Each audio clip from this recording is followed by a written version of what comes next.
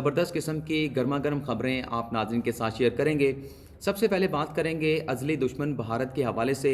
जो पाकिस्तान के ख़िलाफ़ पूरी दुनिया में साजिशें भी करता है, पाकिस्तान के ख़िलाफ़ झूठा प्रोपेगेंडा भी किया जाता है और ये इल्ज़ाम लगाया जाता है कि पाकिस्तान से बड़े पैमाने पर मनी लॉन्ड्रिंग की जाती है और इस पैसे को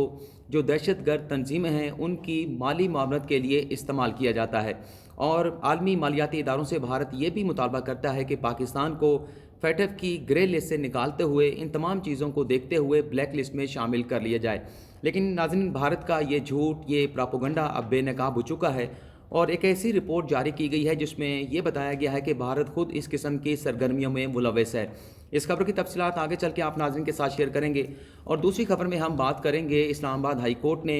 आसिम सलीम बाजवा की कंपनियों की शेयर होल्डिंग की मालूमात पब्लिक करने से मुतल्लिक इंक्वायरी को रोकने का हुक्म दे दिया है और अदालत की जानिब से ये कहा गया है कि किसी कंपनी की शेयर होल्डिंग की मालूमात पब्लिक करना खुफिया या हसास मामला किस तरह से हो सकता है। आज की इस अदालती कार्रवाई का अहवाल भी आप नाज़रीन के सामने रखेंगे। और तीसरी खबर में हम बात करेंगे, नैब ने साबिक वज़ीर आज़म नवाज शरीफ के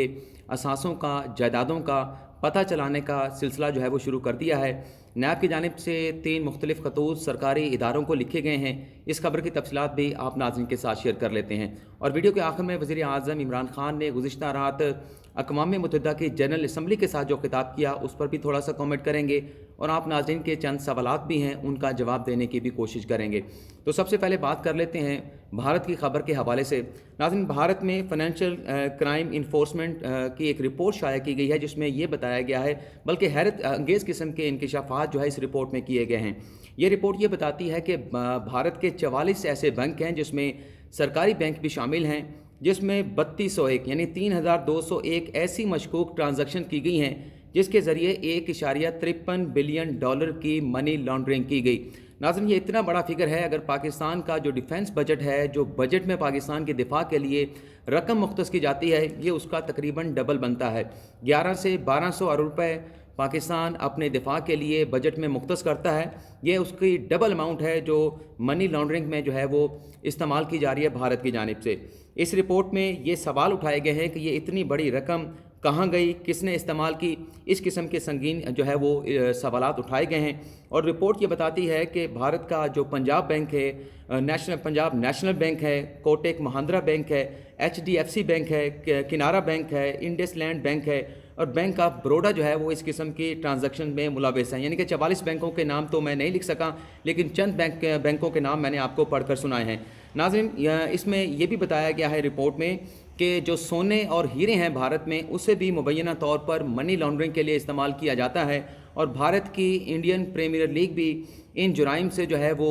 खाली नहीं रही। इंडियन प्रीमियर लीग को भी मनी लॉन्ड्रिंग के लिए मुबैना तौर पर इस्तेमाल किया जाता है। नाज़रीन, चंद रोज़ पहले अक़वाम मुत्तहिदा की एक रिपोर्ट शाया की गई थी जिसमें यह बताया गया था कि भारत की रियासत केरला और असम में दहशत गर्द ग्रुप जो है मौजूद हैं। मुबैना तौर पर यह सवाल भी उठाए जा रहे हैं कि क्या ये रकम इन दहशतगर्द ग्रुप्स के लिए इस्तेमाल की जा रही है। और उसके साथ साथ पिछले कुछ अर्सा पहले भारत के एक रिटायर्ड आर्मी ऑफिसर की जानिब से भी इस किस्म का स्टेटमेंट दिया गया था कि भारत को पाकिस्तान में जो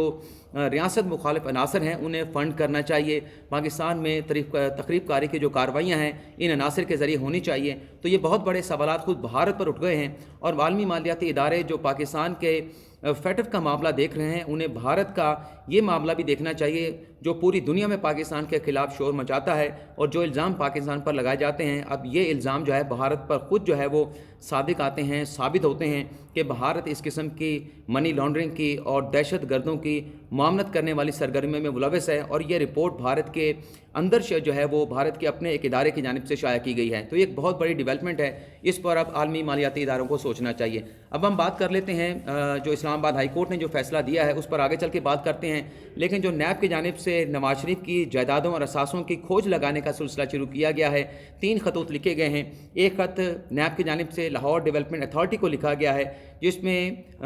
LDA से नवाज शरीफ की जो प्रॉपर्टीज़ हैं उनकी मालूमात मांगी गई हैं। इस खत में ये कहा गया है कि साबिक वज़ीर आज़म नवाज शरीफ की लाहौर में जो 1500 कनाल अराज़ी है, एक तो उसकी तफसीलात फराहम की जाए और उसके साथ साथ लाहौर शहर में जो 4 मकामात पर नवाज शरीफ की अराज़ी है, अपर माल पर जो जायदादें हैं, उन जायदादों की तफसीलात भी उनकी तस्दीक भी की जाए और उनकी तफसीलात भी फराहम की जाए। इसी तरह से एक ख़त नैब की जानिब से महकमा एक्साइज़ पंजाब को लिखा गया है, जिसमें नवाज शरीफ की जो ज़ेर इस्तेमाल मर्सिडीज़ गाड़ी रही है, जो लैंड क्रूज़र गाड़ी है और जो ट्रैक्टर्स हैं या जो भी व्हीकल्स नवाज शरीफ के इस्तेमाल में रहे हैं, उनका तमाम रिकॉर्ड और मालूमात महकमा एक्साइज़ पंजाब से तलब कर ली गई है। इसी तरह से जो बैंक्स हैं उन्हें भी खतूत लिखे गए हैं नैब की जानिब से, और ये कहा गया है कि नवाज शरीफ के बैंक्स में जितने भी अकाउंट्स हैं उसमें जितने पैसे पड़े हैं, जो भी सूरत हाल है, इस हवाले से भी नैब को आगाह किया जाए। नाज़रीन, तोशाखाना रेफरेंस में साबिक़ वज़ीर आज़म नवाज शरीफ को इश्तिहारी करार दिया गया था, और इश्तिहारी करार देने के बाद अदालत ने नैब से ये कहा था कि नवाज शरीफ के जो पाकिस्तान में असासे हैं, जिन प्रॉपर्टीज़ की, जिन एसेट के वो मालिक हैं, इस हवाले से तमाम मालूमात आइंदा समात पर फराहम की जाए, ताकि नवाज शरीफ के इन असासों को अटैच करने का बहक़ सरकार ज़ब्त करने की जो कार्रवाई है उस पर जो है वो कार्रवाई आगे बढ़ाई जाए। तो इसी सिलसिले की ये कड़ी है। नैब अदालती अहकामात पर अमल करते हुए ये तमाम मालूमात हासिल कर रहा है, और ये तमाम मालूमात हासिल करने के बाद एहतसाब अदालत इस्लामाबाद में पेश की जाएंगी। अब हम बात कर लेते हैं नाज़रीन, जो आसिम सलीम बाजवा की कंपनियों की शेयर होल्डिंग की मालूमात लीक करने का मामला है, डाटा लीक का मामला है। जो एक SCCP के एडिशनल डायरेक्टर हैं अरसलान ज़फ़र, जो इंक्वायरी शुरू की गई थी डाटा लीक के मामले पर, इस इंक्वायरी को इस्लामाबाद हाई कोर्ट में चैलेंज किया गया। चीफ जस्टिस अत्तर मिनल्ला की सरबराही में बेंच ने इस केस की समाअत की है, और SCCP की जानिब से शाहिद अनवर बाजवा SCCP की जानिब से पेश हुए हैं। आज की अदालती कार्रवाई जब आगाज़ हुआ तो शाहिद अनवर बाजवा, जो कोई SCCP के वकील थे, उनकी जानिब से ये कहा गया कि खुफिया मालूमात लीक करने पर 8 मुलाजमीन को शोकास नोटिस जारी किए गए थे। उनके खिलाफ महकमाना कार्रवाई का आगाज़ किया गया, लेकिन चीफ जस्टिस अत्तर मिनल्ला का ये कहना था कि आप यहाँ पर क्यों आए हैं, जिस पर शाहिद अनवर का ये कहना था कि वो अदालत से इस मुकदमे का जो नोटिस जारी किया जाना है उसे वसूल करने के लिए आए हैं। जिसके बाद चीफ जस्टिस अत्तर मिनल्ला ने यह कहा कि किस कंपनी की मालूमात को लीक किया गया और इस केस में ख़ास बात क्या है, और शेयर होल्डिंग की मालूमात खुफिया कैसे हो सकती हैं, हसास कैसे हो सकती हैं। नाज़रीन, जब खुफिया या हसास का लफ्ज़ इस्तेमाल किया जाता है तो उसका मतलब ये होता है कि ये शायद कोई कौमी सिक्योरिटी की, कौमी सलामती का मामला है। लेकिन चीफ जस्टिस अत्तर मिनल्ला का ये कहना था कि अपना काम तो SCCP करता नहीं, और इस किस्म की इंक्वायरियाँ जो है वो शुरू कर दी जाती हैं। SCCP ख़ुद को मशकूक ना बनाए, शेयर होल्डिंग मालूमात पब्लिक करना कैसे खुफिया और हसास मामला बन गया। इस पर जो SCCP के वकील थे उनकी जानिब से ये बताया गया कि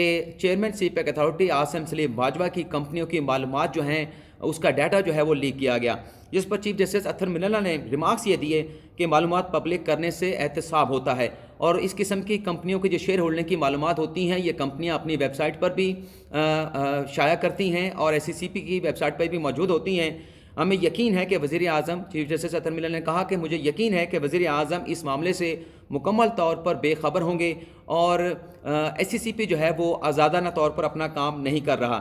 चीफ जस्टिस अत्तर मिनल्ला ने यह भी कहा कि पब्लिक डोमेन की चीज़ें वेबसाइट पर होनी चाहिए, मतलब जो कंपनियां SCCP में रजिस्टर्ड होती हैं उनके शेयर होल्डिंग की मालूमात तमाम वेबसाइट पर अवेज़ा होनी चाहिए। और ये भी पूछा गया चीफ जस्टिस की जानिब से कि इस मुकदमे में जो इंक्वायरी शुरू की गई है इसमें शिकायत कुनुंदा कौन है, और भी हमें आपने बहुत सारी मालूमात देनी है। SCCP के वकील को मुखातिब करते हुए चीफ जस्टिस अत्तर मिनल्ला ने कहा कि पब्लिक डोमेन की मालूमात को लीक नहीं कहना चाहिए, इसे डाटा लीक नहीं कहना चाहिए। क्या आप नहीं चाहते कि एहतसाब हो, और यहाँ एहतसाब की बात से मुराद ये था, रिमार्क से मुराद ये था कि आसिम सलीम बाजवा का एहतसाब क्या मुल्की इदारे नहीं चाहते? वज़ीर आज़म तो हकीकतन सबका एहतसाब चाहते हैं। आज की अदालती कार्रवाई को